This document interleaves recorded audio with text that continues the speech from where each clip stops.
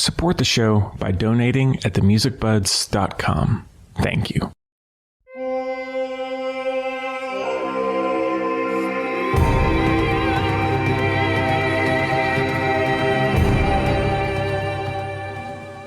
Hello, everybody. Welcome back to the Music Buds podcast.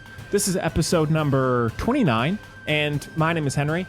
This week, I'm honored to be joined by composer Jason Graves, known for his work on the Dead Space video game franchise, Tomb Raider in 2013, The Order, 1886, Far Cry Primal. I mean, the list goes on and on. Jason, thank you so much for taking the time. I have really loved your work for years, and so it means a lot for you to be here. Oh, it's my pleasure, Henry. Thank you very much. Of course. Well, how's life these days?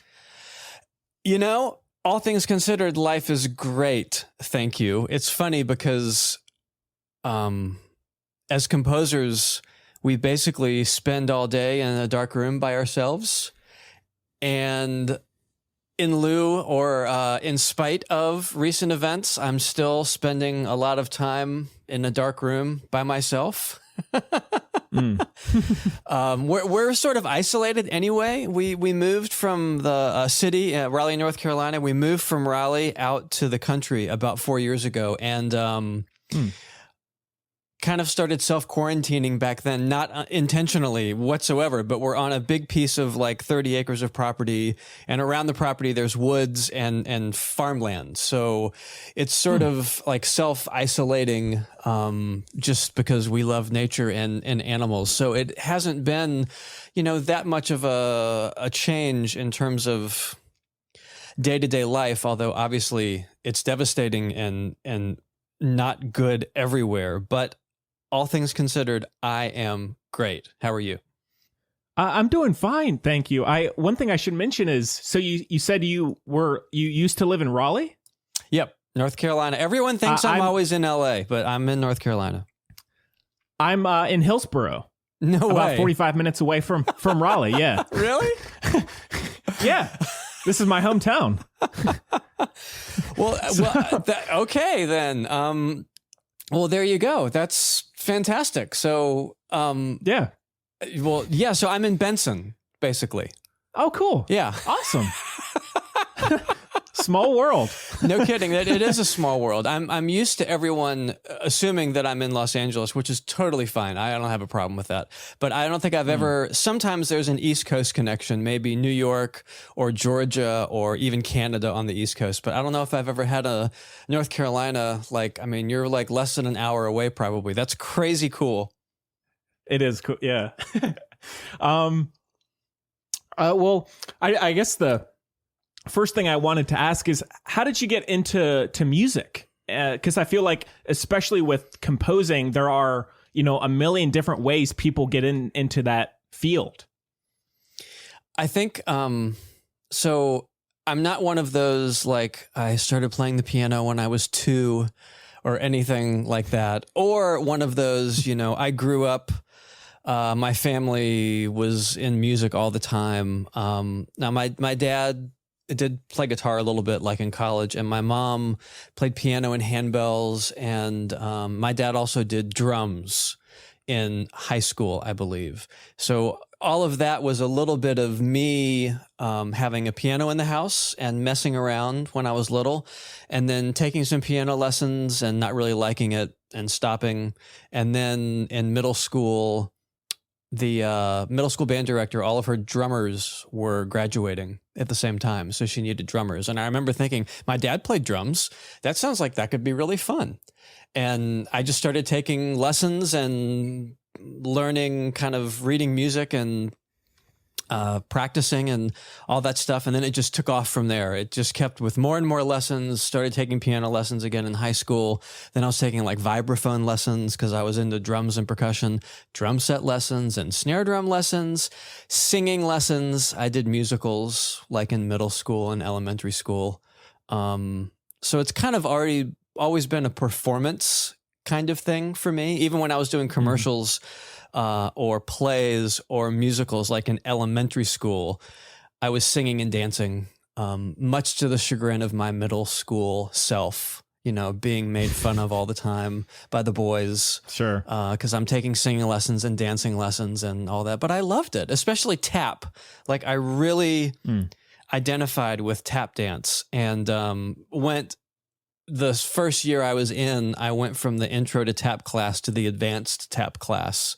And I was in middle school dancing with people who were seniors in high school. But there was just something about that rhythm, right? And I think that's part of the drummer in me that sort of started coming out. And it just snowballed from there. Lessons and studying and music composition and listening to classical music, listening to film music.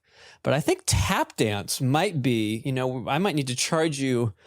You might need to charge me for some psychological analysis. I think that maybe tap dancing might have been like the gateway drug to music for me. And that was back in, like 5th or 6th grade, probably.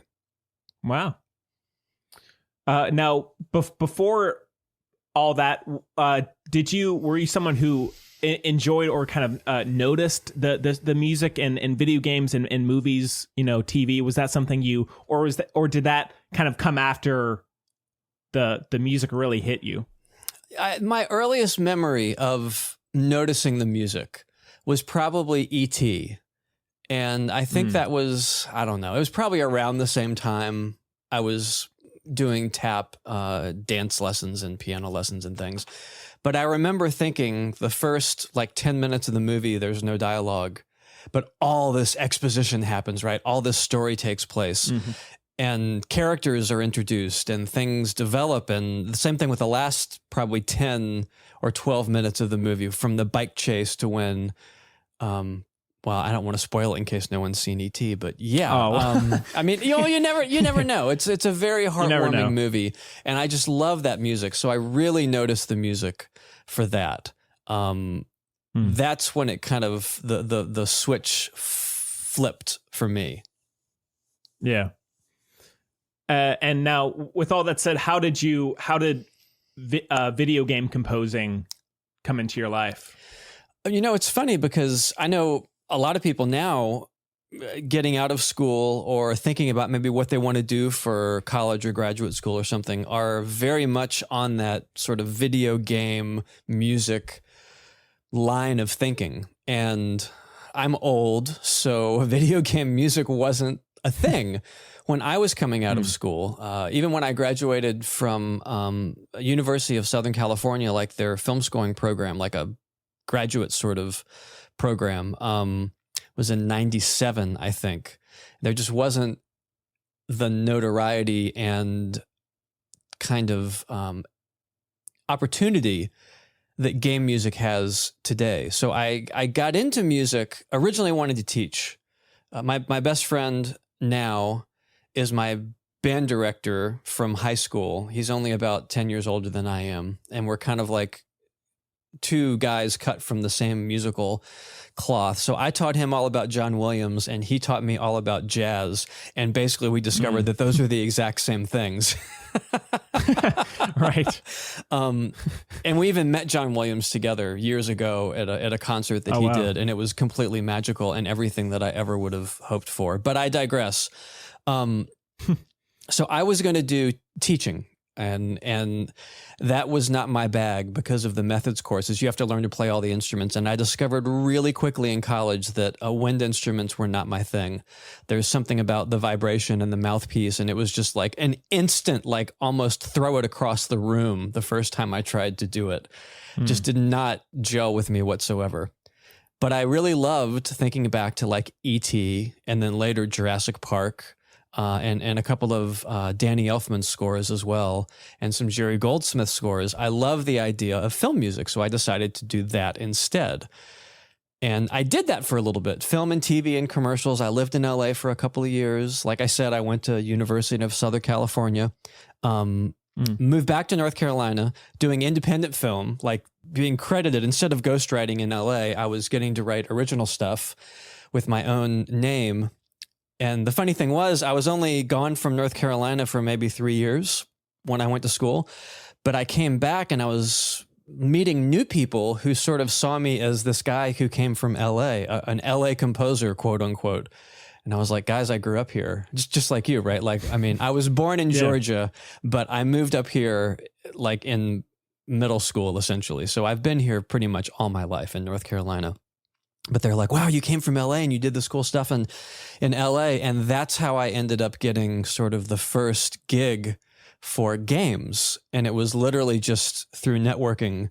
I wasn't really actively looking for it. And honestly, I didn't even really know that there was that much opportunity for anything orchestral, which was sort of my major background. I think the first Medal of Honor had come out, right? Michael Giacchino. Amazing. Oh, yeah.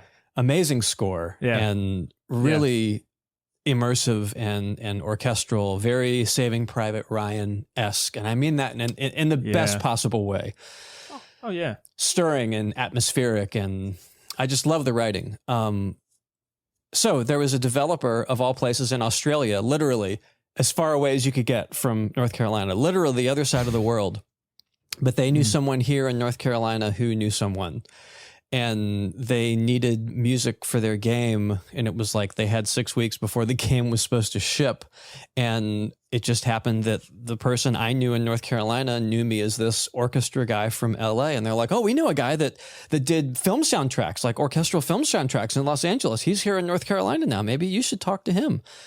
And that was 2003. So it was this King Arthur game that was based on the movie, when movie tie-in games were all the rage. So that was my first gig for games. And I went from, like, in LA, a typical day in LA would be, I'm working for another guy and he says, oh, we're doing this commercial for Honda. So we do, 50 versions of the commercial, and then they pick like version 9, 27, and 42, and you have to sort of stick them together and make them work because that's what they like. Or doing a movie trailer, and you got to do 10 different versions. It's a lot of rinse and repeat, especially with ad agencies. You're doing the same thing multiple times for multiple days, weeks, or months. And I went from doing that, like writing the same 60-second commercial for 6 weeks, to writing 40 minutes of orchestral music in 6 weeks. Whew. Right? Bit of a shift. And it was like I'd been training for this my whole life, and I had my orchestra palette down, and I'd already been studying orchestration with samplers, external samplers, but learning how to make the most of my samples and tweaking everything and recording my own stuff and getting the reverbs just right. And I was ready to hit the ground running. And it really was like, the clouds parted and the sun came out and the choir sang. And I was like, wow, if this is what games are like, and it wasn't, give us 10 versions of anything. Everything was just like, that's great. When are you sending the next cue? Right. So I really did I wouldn't say an about face, but I went from trying to go after like the indie film gigs or the local here in North Carolina, which is as you probably know, they're pretty big for production, post-production, and commercials and all that stuff. I was trying to go after some of that local work. And then I thought, okay, who's doing games around here or anywhere else? Because this is so much more fun and also fulfilling, like personally speaking, creatively fulfilling. If only I could get to work with a real orchestra one day. That was kind of my dream. Yeah. And on that, like and I've talked about it on other episodes, but like, for years I played video games and I didn't really notice the music. Right. But then once I started to, it was this whole world of like incredible music that I just could not believe was there, and it was like a whole new world to explore and a whole new part of the medium to get into. Yeah, it's like you've unlocked this door of like a whole entire new house of things that you didn't even realize existed beforehand. It's crazy. Yeah. Yeah. And on Michael Giacchino, I think I got to his music maybe around the time he did Up. And I was like, oh, I wonder what else this guy has done. And I loved those Medal of Honor games growing up. And so I was like, oh my gosh, yes, makes sense. Anyways, so now talking about some of the different projects you've worked on. Of course, Dead Space is a big one, which is, like the sci-fi horror series. What was the process like of doing that? Because you've done, games like Tomb Raider and Far Cry Primal, which are a lot more, I guess, naturalistic and textural, whereas the Dead Space is more like open and dark and electronic. What was the process like of doing that game, or the series rather? It was an incredible ride, that's for sure. It was one of those things that my agent at the time was sending me different sort of pitches for different games. And I don't remember, around that time, it was 2006 or so, a couple of years before the first Dead Space came out. And I think the only real direction they had was, it was a scary game, and I think they tried to see if they could get Christopher Young to write music for them. And I studied with Chris at USC. He probably still teaches there, and he's incredibly generous with his time and such an amazingly talented composer. He even let me borrow his conductor score to Alien, Jerry Goldsmith's Alien. He handed it to me because I was the annoying kid that was 20 minutes early to every class and stayed 20 minutes late, right? And had 1,000 questions before and after. So he thought my name was really funny because it's Graves. And of course we were doing, I think it was a Hellraiser queue when he was teaching at USC. You rescore something that had been done before, and then he can give you some feedback on it. So he thought my name was really interesting, and I was just trying to learn more about horror stuff. And I actually came from a very 20th century kind of minimalist, modern kind of background from undergrad. So I was all about 12-tone rows and serial music and all this very conceptual kinds of ways of just putting notes together that don't necessarily sound pleasing. Right. In theory. I don't want to insult anyone who's like, oh my gosh, I love serial 12-tone rows and they sound pleasing to me. But it's not necessarily tonal, let's say it that way. So it was real easy for me to throw some stuff together, but I wanted to know more about what he did. And he gave me the score to Alien and said, like, Jason, this is everything you need to know about scoring horror music. And it was, I think, 10 cues. And back then you couldn't get anything the way you can now. There were no PDF scores. There were no published official scores. It was like kind of like opening that door to the world of game music. It was like, oh my gosh, this is literally the recipe book to what Jerry Goldsmith used for Alien, which is one of, Planet of the Apes definitely as well. There's so many great Goldsmith scores, but for scary stuff, it was incredible. And that was sort of my introduction to scary music. So as soon as the EA people said Christopher Young, in a 2-second movie flashback, all that kind of filled my brain up real quick. And I was like, oh my gosh, that's so cool. Like I could totally work with something like that. So I put some demos together and they liked the demos. And the funny thing with the game is EA, they were using their own audio engine or music engine, I should say. And it had been used on a game invented basically for this game, The Godfather, which was based on the original Godfather films. So they'd given it like one spin around the block and they were trying to improve on it. But the neat thing about it was you could play 4 stereo, basically streams of music all at one time, independently of each other, with volume and filtering, and I think maybe even some reverb. And in 2006, this was completely unheard of. Basically, you had music in 2006 that would start and stop in games, and maybe they'd have a stinger, like a crescendo with a big chord that would kind of be streaming in RAM to come over the top to help with some transitions, and that was about it. Right. But with The Godfather, they had, I think it was 2 voices, maybe 2 of these stereo voices, and they'd upped it to 4 for Dead Space. And then when we went to Dead Space 2, they actually doubled that, and we had 8 stereo voices, which was crazy over the top. But 4 voices, and they wanted the music to be completely independent and interactive with everything in the game. So like real-time response of these 4 layers, like you had a 4-channel mixing board, and you're just moving the faders up and down, kind of depending on what's going on in the game. There's always music playing on all 4 channels. It just gets the volume turned up and down, right? If it's super suspenseful, Right. or if it's just like really ambient, there's always music playing. But the trick was, in 2006, there was no way to use computers.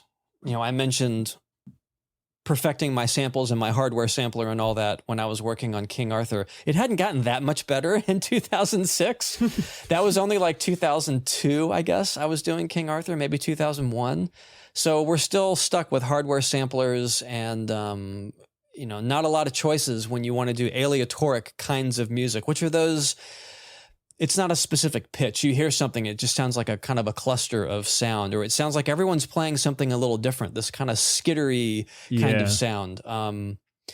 That's the horror aspect of it that comes into play. And you can't just pick a violin sound off the computer and hit a key and expect it to do that. So the real trick was how to put this score together. And I said to the audio director, in a very well, I mean, the only way you're going to have control over all this music for 4 independent layers and 120 minutes of music is if you let me record all these crazy effects and sounds and like transitional pieces and short notes and long notes and phrases ahead of time, and then cut them all up and put them in the computer, basically build my own sample library. And then I put the music together with those samples and send you that final assembled music. But I knew he would never go for it, because it's like, I mean, everyone wants to hear previews of everything. And I can't just hold a piece of paper up like a Zoom meeting and go, here's my idea. Yeah. See how the lines go down? That means the string players are going to go, whoa, or whatever. Yeah. But he just shook his head and said, okay, let's do that. and it was sort of like enough rope to hang yourself. Like, it was the literal definition, where he just said, here's the live budget. Go record wherever you want. You record anything you want. What do you need? 6 months? Great. I look forward to seeing the first piece of music delivered in 6 months. And he wasn't doing it in being a jerk or trying to apply pressure. He was doing it in Jason, you do your thing. I'm going to leave you alone. And it was honestly terrifying. I bet. Yeah. And now, along with terrifying, was there also excitement there that you had such an open palette as well? It was very, very exciting. The first thing I did, of course, was I called everyone I knew in LA. The team that Chris Young works with, like his orchestrator, Pete Anthony. I called Elmer Bernstein. The very, very, very, very, very, very, very first game I worked on was Wild Wild West, which was like a DS, was it? Maybe. It was a handheld, like lo-fi version of the score. But I also studied with Elmer Bernstein, so I went out to LA and got the scores and met with his wife, and she got us to go to I got to go to the recording session and sit and watch them record it, and it was super cool. So I called Elmer's team, basically any strings I could pull, to find out what to do with what was essentially, I think it was 8 days of recording an orchestra, whatever kind of sounds I wanted. And everybody, I mean, even I remember Pete Anthony was super nice, and he said, yeah, if we're doing a double session, like 6 hours of recording, we might have 10 minutes at the end of the day, and I'll just get them to do some, get the strings to do some aleatoric stuff. We'll sample it real quick, so we've got some filler there. No, I've never written it down, and no, we've never done it for 8 days straight. That's like crazy. Right.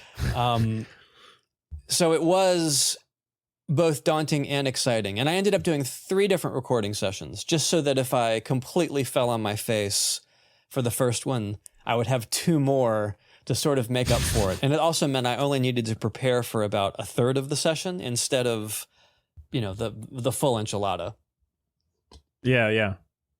Now, with the later installments of that series, has it been really exciting and interesting to try and like, not reinvent, but continue the franchise's sound and music? Absolutely. I think Dead Space 2 is probably one of the most enjoyable experiences I've had working, because I'd already kind of run the gauntlet in the first one, and I knew all the stuff that I wanted to fix, and I had new ideas for other things. So it was kind of the best of both worlds.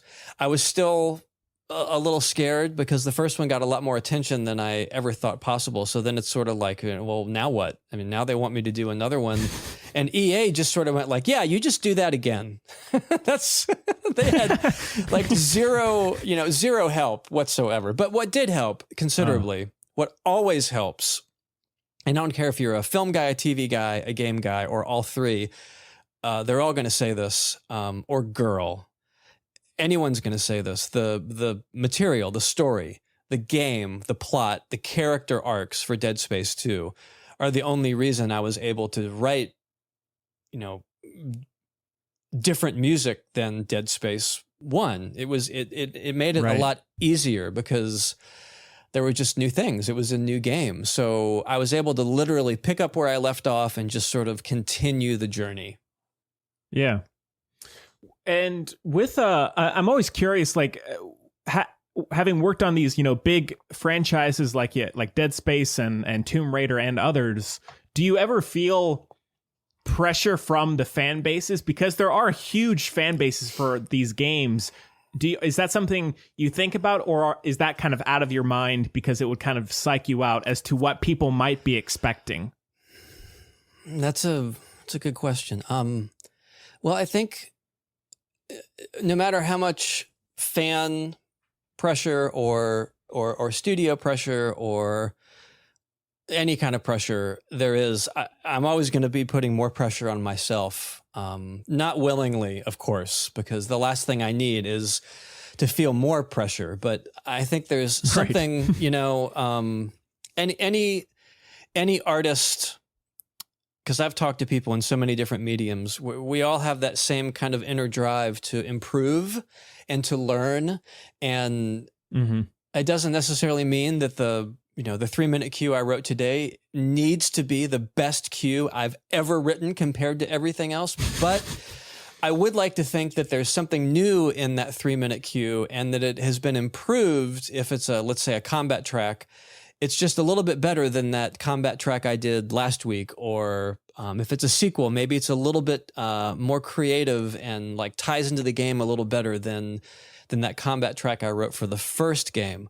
That being said, Tomb Raider was definitely a high bar in terms of pressure. And it's funny because I'm actually a terrible gamer, like really bad. I mean, I'll be sitting with the audio director. This happened with Tomb Raider. I'm sitting with the audio director and he's like, here, hands me the joystick. And, first of all, the y-axis isn't inverted or whatever. And then the buttons are backwards from what I'm used to. And I'm walking in circles and he says, look up there. And I look down at the ground and I'm just feeling like an idiot. Right. But I'm the guy that walks into a room and he's like, okay, now go to the door on the left. And then through there, you'll see a weapon cache. And I walk around the table and he's like, no, that's the door you just came in. And I'm already completely turned around. Plus I get a little motion sick. So it's kind of like not good. So I'm really great at watching my kids play games. And a lot of times they're not first person shooters because that definitely helps with the motion sickness. But so I hadn't played a lot of the Tomb Raider game. I hadn't played any of the Tomb Raider games. I'll just go ahead and say that. I'd seen a friend of mine showed me like the third one, I think, for like 15 minutes. And I was like, that's real cool. But I was completely unfamiliar with the music. And I remember thinking like, finally, my inability to play games is going to be a benefit for myself, because Crystal Dynamics didn't want a remake of the original theme. They wanted something completely different. And they sort of raised their eyebrows at me and said, do you think that's something you could do? And I was just like, oh yeah, I can give you a completely original theme. I promise, because I had no idea what the original theme there you sounded go. like. No, what's funny is after I was like halfway through the game, I think I went and listened to maybe the very first, there was like a suite of themes or something from the first game. And it's a very beautiful, pastoral, sort of simple theme that just kind of goes from like the root note down to the 7, if I remember, and then back up to the root in a very simple way, very elegant. And I remember the first like exploration cue that I was going through with Tomb Raider with the audio director. There was an oboe that came in and just played, just outlining a chord, just played a little thing. And he sort of snickered. He's like, I like the subtle nod to the original theme there. And I was like, oh, yeah. I had no idea what he was talking about. But see, that's the happy accidents with music, you know, and I'm not going to I'm not going to discredit him, right? Like if he hears the original theme, then fantastic, because there's absolutely nothing wrong with that. As a matter of fact, I think it's great. Yeah. And I wanted, with talking about Tomb Raider, I wanted to make sure to pass on to you that when that game came out, I had kind of drifted away from games, and I came across that, and I was like, okay, I'll you know, I'm interested. I'll give it a shot. And that game, truly, it was the game that kind of brought me back into like the beauty of video games, and it still is with me today as being the one that like has really stuck with me, and your music being a part of that. I just wanted to tell you that I do hold that game very close. Thanks, Henry. That's really sweet. Yeah. They poured their heart and souls into that game. It feels like it. I mean, they really, for a franchise as big as Tomb Raider, with the legacy that they have and the fan base they have, I was pleasantly surprised that, number one, they wanted a clean slate, no redos of the themes. And then number two, they sort of said, I mean, I got the whole song and dance from them, like a whole day's worth of presentations at Crystal in San Francisco. And the idea was there weren't any temp tracks or preconceived notions of what the music should sound like. And I didn't demo for the game. I didn't submit any music. They reached out to me and said, is this something you would be interested in doing? And of course it's Tomb Raider. So I'm like, yes, that sounds really amazing. So then they were saying, well, what do you think the music should sound like? And knowing that they were talking about it being different and original and wiping the slate clean, a lot of what I wanted to do, which you hear in the game, was starting simple, and which starts with that main theme that I wrote just on the piano, starting really simple and not having the, number one, wall-to-wall music just all the time, you know, where you walk into a room and obviously something gets triggered and the action music starts, even though you don't even see any bad guys yet. I wanted it really custom crafted for every single scene in the game, like got specific music. And then it doesn't get really, really big until the end, because the whole point of this was she's just starting out, right? It's an origin story. Right. She doesn't know what she's doing. She's uncomfortable. She's a lot more than uncomfortable a lot of times, and she's getting hurt, and she feels weak and vulnerable. And the music needed to do that. I feel like if it had come out of the gates with these huge taiko drums and giant brass blaring and everything for her first combat encounter, the game would have had a completely different feel. And I feel like it would have kind of like bludgeoned you over the head with the same thing over and over and over. And for Crystal to allow me that kind of restraint, to pull back and not even have any big drums until like the very end of the game, like the last, 8 or 9% of the game. And then it really kicks in. It's almost like the big payoff that you'd been waiting for. And I mean, super props to them for doing that. And I feel like it was a risk in a good way, but that it ultimately paid off. Yeah. And there is a track, it's called A Survivor is Born. And I love that track because it starts out with this really cool, like orchestral, inspiring sound, but then it ends with this very delicate piano. Yeah.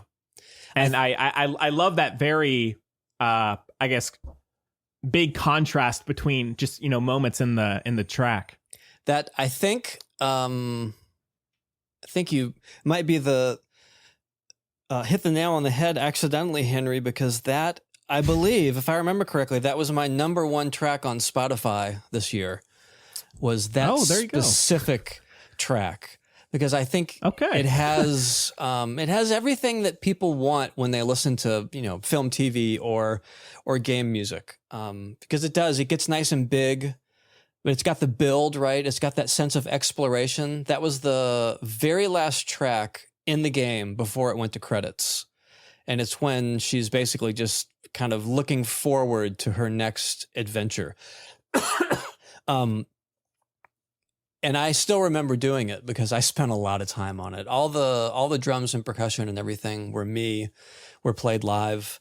And there wasn't a live orchestra on that score, but it's all my own custom samples that I've recorded over the years. And that was the first project where I had kind of unleashed my samples on everything. So it's like literally, most people think it's a live score because they don't recognize the samples. It doesn't sound like, a certain kind of stock sample sound. And that's great. I think that's wonderful. But it wasn't an arrogant decision like, let's not use live orchestra. My samples are better. It was just a question of budget. And they wanted to do originally about an hour's worth of cinematics with live orchestra and then have the rest of the game scored with not live orchestra. And to me, that's like the first big no-no for any project. You wouldn't do that on a film. It'd be like, okay, we're going to do the action scenes with orchestra live, and then everything else just make it up in the computer. You need to have some cohesion there, right? Especially if you want to tell any kind of a musical story. So I said, just take the live budget and throw it towards more music in the game, and I'll do everything basically by myself. I'll be your orchestra, I'll be your drummer and your percussionist and your sound designer and everything else. But we got a lot more music in the game that way. And I think the story and the experience is far richer for it. Yeah. And with having done a lot of games at this point, is there, besides doing the music, of course, is there a part of seeing the game or the process that you enjoy the most? Like maybe seeing a whole new world that someone has created? Is there something else that sticks out to you while you're in the process? Yeah, there are definitely two things that immediately pop into my head as soon as you ask that. And the first one is that intangible sense of infinite possibility when you first look at the game. I mean, we can talk about it. Like, let's say you're a developer and you're working on this game that sounds like the coolest thing in the world, but you're going to get me a Steam code, or you're going to get me a dev kit, or you're going to send some QuickTime movies so I can watch it. And I have an idea of what the music could do, but it's really that gameplay, even concept art. It just, the whole picture is worth 1,000 words. You get sparks flying everywhere and all these different ideas for textures and themes and different kinds of instruments that I could use. But that's matched equally by whenever a cue that I've finished and probably labored over and thought this isn't what I wanted and I don't know if this is right, and all the usual things that us creative people go through when creating something new. Finally seeing it in the game, or hearing it in the game, I should say, but hearing it against the visuals, and even if it's temp sound effects, is like the second set of sparks, because there'll be a lot of confirmation there, but also a lot of like, oh, okay, now I didn't realize that, let's say, that weapon sound was going to be a minor third lower than originally, or that that boss is a lot bigger than originally, things change, which is just part of making anything. But you get both motivation to go do a new cue and also excitement to kind of perfect the one that you've already sent in. And then, of course, inevitably you run out of time. There's never enough time to do everything. But it's like that every time those two things happen, a new level for a game, and then hearing some music that you did in a previous level comes in, and it's just this, it's like like pistons firing, getting the engine running. And everyone in games are just so creative and collaborative, and they're always looking for what's best for the game. It's like this big team effort. So I work really closely with a lot of the sound designers, depending on the size and scope of the project, to really get things honed in and sounding and feeling the way that they're supposed to. And sometimes I'm on a fourth game now, going on something like 8 years with a developer, and you have this relationship that gets strengthened and built on everything else that you've done. And it's always like next adventure, but both day by day, but also project by project. And the only downside is, besides running out of time, is if you compound all that excitement by 3 or 4 or 7 or 8 with different projects in various stages of development, it can sometimes be a little overwhelming to try to keep up and keep them separate but equal, and also not let them sort of bleed into each other, if you know what I mean. Yeah, for sure. And in terms of the process, I did want to make sure to touch on Far Cry Primal, because I know that there were some pretty rare, unconventional instruments and sounds used for that game. Yeah. How did you come about, those sounds? Well, here's one right here. And I know we're podcasting, but of course you and I are cheating because we're also video chatting. So we are. Far Cry Primal was so cool because there was a general pitch from Ubisoft about what they thought would sound appropriate. And of course, me and my AAA first, personality just took it to the extreme.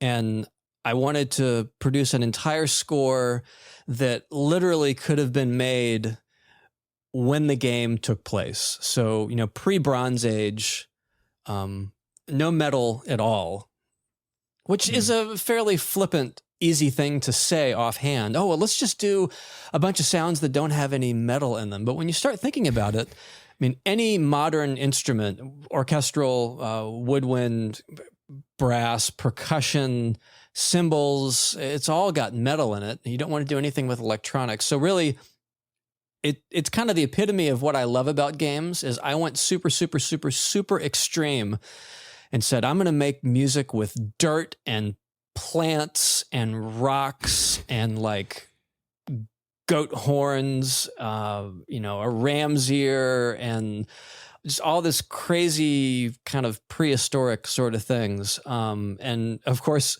Ubisoft was just like, great, go for it. So it sort of became a thing, like vocals, yes. Like flutes, wooden flutes, bone flutes, yes. Stuff like this, which is their hooves. Actually had that for the longest time, but that sounds very sort of prehistoric. And then the thing that I showed you, which it's small enough to be basically like a really big medallion that you would wear around your neck. It's called an Aztec death whistle. Wow. And that is awesome. I mean, it looks as scary as it sounds, doesn't it? It looks like a skull that's screaming and has fangs. And it's just big enough to fit in the palm of my hand. But if I blow on it, I'm going to back away from the mic because they're really loud. All right. That's what it sounds like. That's cool. And of course, I would turn the microphone down and basically play it right into the mic. But the idea is these Aztec warriors would have them around their necks. And then when they went and decimated a tribe, they would then blow. Each one of them had one. So imagine like 80 guys with weapons and these things around their necks. Then they'd all blow the death whistles to indicate to the next tribe nearby, like, we're coming for you next. Jeez.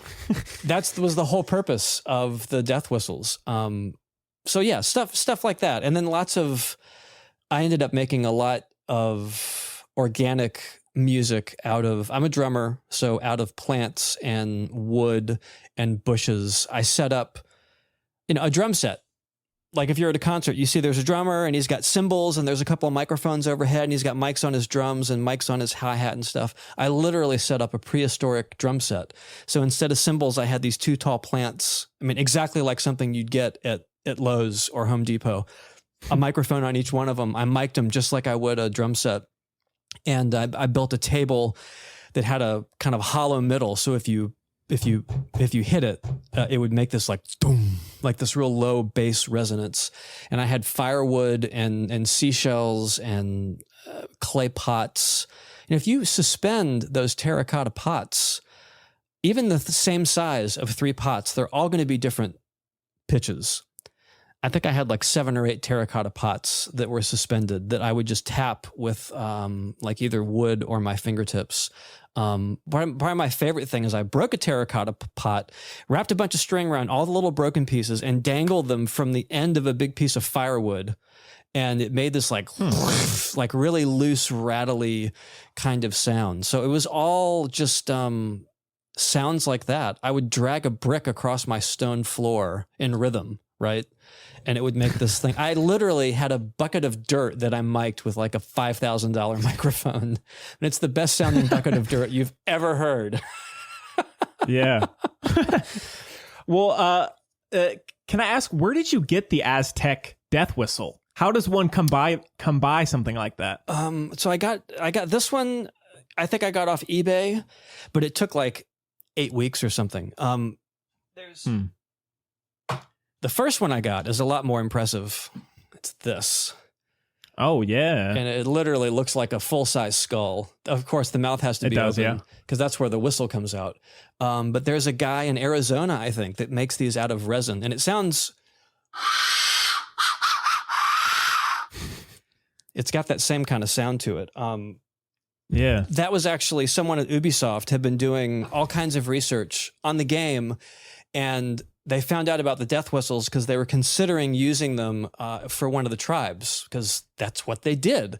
And it ended up just being like way too crazy because they couldn't have, 50 people blowing them. But he's like, oh, we should totally put it in the music. So that's what we did. That's cool. Jason, is it okay if I ask you about a few more things? I don't want to take up too much of your time. Yeah, man. It's all good. Okay. One game I did want to make sure to ask about was The Order 1886, which is this like alternate history, like steampunk game, which I mean, that's like that genre and that style is like one of my favorites. Yeah, and I'm so curious about how did that project come about, or how did you go about making that music? That was such an amazing experience from beginning to end. The company Ready at Dawn is incredible.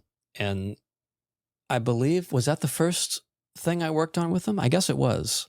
I've done 2 or 3 games with them now. But the Order, it was one of those things that some of these games can be 2, 3, 4 years in production before they even think about doing anything with music. And fortunately with The Order, as with Dead Space, as with Tomb Raider, you might notice a little bit of a similar thought structure here. I was brought in early for all of those.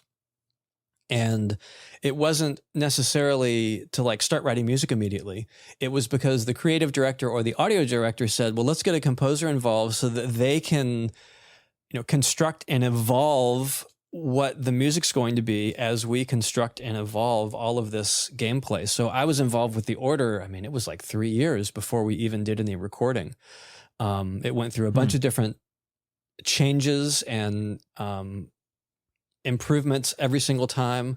But ultimately, they had this one word that they used to describe the game, because I always want to talk emotionally about music.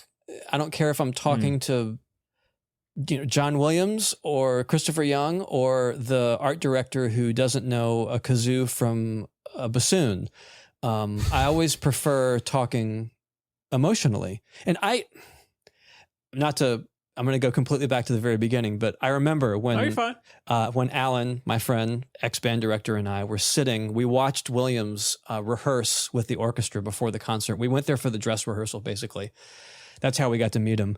And he would occasionally stop. He started Star Wars, like, bah! He's like, okay, yeah, you all know how that goes. All right, next cue. It's like, it was the Pittsburgh Symphony. They're amazing. But he would occasionally stop and make comments to the violas or to the second trombonist or something. But it was never anything like, bar 26, mezzo forte, let's make that a fortissimo. And on the crescendo, a little more più mosso. But he never used all those musical terms. He would literally say things like, violas, that second phrase, when the melody comes in, like at 46, can we get a little more emotion? He didn't say emotion, but he would use some very colorful adjective, a little more push, a little more love, a little more something out of that phrase. And, just he would describe it tenderly and emotionally. And the musicians knew exactly what he meant. So that was just a reinforcement of what I've always tried to do, because I don't need you to say the flute's too loud. You could just say, it sounds a little too cold, or is there any way to make it darker? Or, those are easy things for anybody to understand. That way you don't need to have a music degree. I got all excited about John Williams, and we were talking about the order. So let me... That's okay. The one word. Now, this is what I love, though, because Ready at Dawn, Andrea is the like CFO or CTO. Oh, my gosh. CTO. He's like the super geeky, smart guy that like writes the code for their physics engines and stuff. And he looks like The Rock. He's a bodybuilder, like weightlifter guy. He's huge, but he's Italian and he loves opera, and he'll cry at the drop of a hat if you start talking about music because he's so sensitive. So he, of anybody, could have easily, he could have literally broken into Italian and started being like, più mosso, con molto, fortissimo, done all the Italian musical terms. But he said, wait. That was the word that he used to describe what he thought the music should embody, was a sense of weight. And if you played the game, you understand that, because these characters are like slightly immortal. They've taken up, a cause greater than themselves and kind of sacrificed, ties to family and friends and stuff like that. So they're carrying this weight. So that was the translation that I used from emotion to instrument, to think, well, what can I do to make the score feel like it has weight to it? Not sound like it, because it's easy to make things sound heavy, right? You just use a lot of bass, right? And then it sounds heavy. But it needed to feel like it, even if it was quiet and in like a medium register or a high register. How do you make that sound like it has weight? And as I usually do, the first thing I wanted to do was just throw out any instruments that seemed superfluous at the time. And violin seemed like a good idea. Yeah. Let's just get rid of all the violins. Because then you've automatically... If you lose the violins, which are normally about half of your players in a string orchestra, because the smaller the instrument, the quieter it's going to be. Therefore, the more of those instruments you need for their single line to balance with the rest of the kind of 4 or 5 sections in the strings. So no violins, and beef everybody else up. So it's still, 40 or 45 string players, but there aren't any violins. So... First of all, a really cool thing with that is if you have extensions on your double basses, and pardon me if I'm getting too geeky here, but the double basses... No, you're fine. Please do. So the double basses are the big guys that stand up in the back, right? And normally they go down to a low E, but if they have extensions, they go down to a low C. I always write with my double basses on that low C extension. So when you lose the violins, you've got violas, cellos, and basses with their extensions. All of them, their bottom notes are C. So their open bottom string are all C. Right. So most of the cues I wrote for that score were either in C, C sharp, or D. So we were always taking advantage of the lowest strings possible. And then I also did a lot of experimenting just on the lowest string. So normally, once you get up 3 or 4 notes, they go to the next string, 3 or 4 notes, they go to the next string. So it gets lighter and thinner as the strings go up. And for most of the score, they're performing everything on that bottom thick string. So even if they're playing one of those middle register notes or one of those high notes, instead of playing it in a kind of a low register on a thin, higher string, they're playing it really high on a thick string. And it just has this like thick, strangled, weighty kind of quality to it. There were so many other things that were so much fun to do because Sony published the game and Sony's audio team is absolutely incredible. And they literally just gave me a blank check and said, well, where do you want to record? What instruments do you want to use? Like, do you, you want to use any choir or, and I was like, okay. So here's what we're going to do. We're going to go to Abbey Road and okay, we'll go to the big room in Abbey. No. I don't want to go to the big room in Abbey Road. I want to go to the small room in Abbey Road because it's like tight and punchy. I want to pack this room with all these low instruments and just like feel the air pressure resonating with everyone playing in the room at the same time. And they said, okay. And that's what we got to do, which was super cool. I mean, cool. I could talk about the order for another 30 minutes, but I don't want to like have people falling asleep because it gets too technical. Oh no, we can I can indulge. I mean, is there anything else in particular about that one that I'm sure there's a ton, but is there anything else about the order that was, and it's okay if it's geeky. I love geeky. Okay. I'm the same way, so I'm okay with it. Well, I can do a synopsis basically, because everything about that score was just a dream come true. I mean, obviously recording at that studio, I'd been there before, but I'd never been in that room. The musicians were absolutely amazing. We had, I think 20 or 26 person choir, all males, starting with like the contra alto or something like that, down to something called like sub basses or something. They like sing lower than like a bass could sing. So the wow. Everything was written in the bass clef for the choir. We had no brass whatsoever, which an orchestral score is usually going to have brass, but brass is first of all bright and also kind of overly heroic. And I was trying to basically rid myself of any knee-jerk musical reactions I would start writing to. And of course I'd be like, okay, trombones and tubas down in the, I wanted the score to sound really, really different. And I wanted to have the experience of doing something different. So throw out all the brass. And then with woodwinds, usually you've got 10 or 12 woodwinds in a big orchestra, going from the teeny tiny piccolo all the way down sometimes to like the contrabass clarinet or contrabassoon. A lot of orchestras don't have those instruments. We had 6.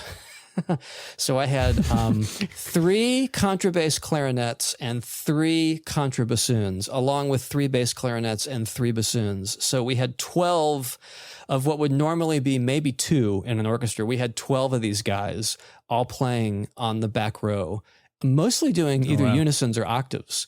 But the sound that you get is just this like this just really monstrous, weighty, breathy kind of a thing. And all the effects in the score that you hear of these kind of rattly, shaky, breathy kind of things, those are all those contra winds just shaking the rafters. And it was funny because the guys, woodwind players especially, like if you play contrabassoon, you also play bassoon, and you also might play English horn, and maybe you even play a little bit of oboe and maybe some flute. You've got all of these instruments at home. And you're called on for various things. And all you know is, okay, well, today I'm playing oboe. You don't know what the gig is, who the composer is, who else is showing up. And I was out in the hallway, and the 3 contrabass clarinet guys, I think, all showed up within about 30 seconds of each other. And everyone started getting, like pulling out their phones and looking, because they thought they'd brought the wrong instrument, because there were 3 of them. I mean, you never use three of them. And they're like, okay, I got contract, and I walked up and I was like, "Hey guys, I'm Jason. I'm the composer on the session. Relax, you're all fine. We're using three contrabass clarinets or whichever ones they were." And they're like, "Oh, okay." And it kind of went from relief to like a little bit of a question, like really, to like more excitement, like really. And then they saw everybody else, and 12 of these guys. It was a very cool sound. It was a very cool experience for sure. Yeah. Jason, I love talking to you. Is there anything else? I mean, we could, talk for hours about all your different projects. Is there anything else in particular, or anything recent that I haven't brought up that you would like to discuss, or have we covered some of the major points? That's really the trick, isn't it?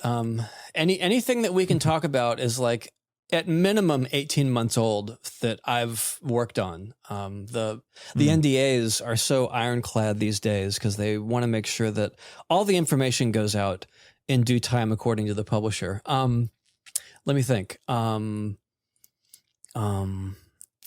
I can think of, there's two things that we can wrap up with, and I think they're a good, like, diametrical opposition to each other, and they're both very current. Like, they've both come out in the last month or so. And the first one is Little Hope, which is a Supermassive Games release, and the score is mostly based kind of like Far Cry Primal was Stone Age. This is like late 1600s Salem witch trial period. Ooh. So yeah. I sort of did my thing, which seems to be my recurring paint myself into a corner until I freak out and think that I've gone too far, and then slowly realize that it's exactly what the game needed. I was like, okay, well, this is going to be all live, and it's going to be all like detuned instruments and vocals and percussion. I'm not gonna edit anything. I'm not gonna use any plugins in the computer on anything. I'm just going to record what I get, and what comes out comes out. And I had like bowed psaltery and hurdy-gurdy and all these like dulcimers and cymbalons and cellos and double basses, tons of percussion. I even somehow talked my youngest daughter into singing on it. So she sings the main theme, and then she does all these like ghosty vocals and things. So that was super terrifying, yet very cool all at the same time. And I believe that you can buy the album if you live in Europe, but all those us in the States are just kind of stuck because they haven't released the digital version yet. I'm not sure why. But I do have some tracks on my website. Oh, cool. So that was fun and a very, very cool experience. And then I can contrast that with an online game that's free to play called Warframe that I've been working on for, I don't know, maybe... I started earlier this year, and that's about as far away from Little Hope, Salem witch trial period as you can get, because it's very cool, like synthesizers, drum machines, orchestra, lots of fun, like technological, basically the way my daughters say, robots fighting in space. Ah, yes. To the point. Yeah. And I mean, probably every 6 weeks they call and I do a new suite of music for them, which is kind of like an explore track and a combat track and some cinematics and things like that. And that has been an absolute blast. I think the most recent one was Heart of Demos. I've actually never heard it pronounced before, but they have updates all the time and it always has new music. And it's just a complete trip to be able to literally go from one day playing out of tune hurdy-gurdy and like crazy guttural chanting to getting like my old Roland synth from 1986 and going through some guitar pedals like into some distortion and reverb. Like that's what I love about music in general, is it's so up in the air. You can do so many different things, right? Yeah. It's, I mean, that's what really comes through just in this conversation is just the exploration of, the worlds that the video game worlds. And I think that would just be so creatively stimulating. It is. And it's all about the game. I swear, if you were like, hey, Jason, it's Henry. I've got, $1 million and I want you to write an album for me. You've got a year. I'd be like, oh, sweet. And then you'd call me up like 11 months in and go, hey, Jason, it's Henry. What's going on? And I'm like, I have no idea what to do because there would be no roadmap, right? It's all about that game or that film or that TV show. But there's something about games not being scored to picture. Now, obviously, cinematics in games, I think I did 90 minutes of cinematics for Far Cry Primal. That's like more music than a feature film. But cinematics aside, there's something about video games just saying, hey, we need a 5-minute exploration track. And here's the level, and here's some artwork, and here's the goal of this particular level. And at this point in time, your character's here, and go. And you just have 5 minutes of music to do, really whatever you want. And I've found the more you push and pull and come up with interesting things and sort of make the music tell a story, the more intriguing it is for the player when they're playing the game and the music like gets quiet for a second and then you hear the sound and then it takes a turn and starts building up and maybe the player's just walking around, but they're like, wait a minute, what's going on? Like oh wait, the music just do that because I saw that, the sunset was going down and like the whatever popped up on the screen and like all this stuff kind of goes into play. Just like hey, I like your Tomb Raider reference. It's like, sure, happy accidents, man. Yeah. I think that's why I love games. Mm-hmm. And Jason, I promise if I ever have $1 million to make a game, I will make sure to have a plan for you before I Okay, great. Before I start. Yeah. Yeah, you just put that cash in a suitcase, drive on over here from Hillsborough and we'll have a talk. Quick drive. Yeah, quick drive. All right, Jason. Well, man, thank you so much for taking the time. I really do appreciate it. Totally my pleasure. And you know what? You can't see this from the video, but I'm actually in my master bedroom right now because for the last 7 months, I've been trying to get this new studio built. It looks like it's going to be finished in a couple of months, but I've been saying that for 4 months now. But next year, 2021, when the studio's finished and some of this lockdown stuff is over, we should plan on some sort of an in-person podcasting thing. That would be like totally fun because you could come over here, see the place. We could like geek out about film music and game music and everything else. It would be a blast. Hey, man, I would love that. Thank you very much. Yeah. That's what I want to do. So thank you very much for that. All right. And Jason, please, stay safe and take care. All right. I know these are trying times, so just stay safe. Okay. Absolutely. You too, Henry. Thanks, man. All right, everybody. Well, we hope you enjoyed it as much as we did, and we'll see you next time.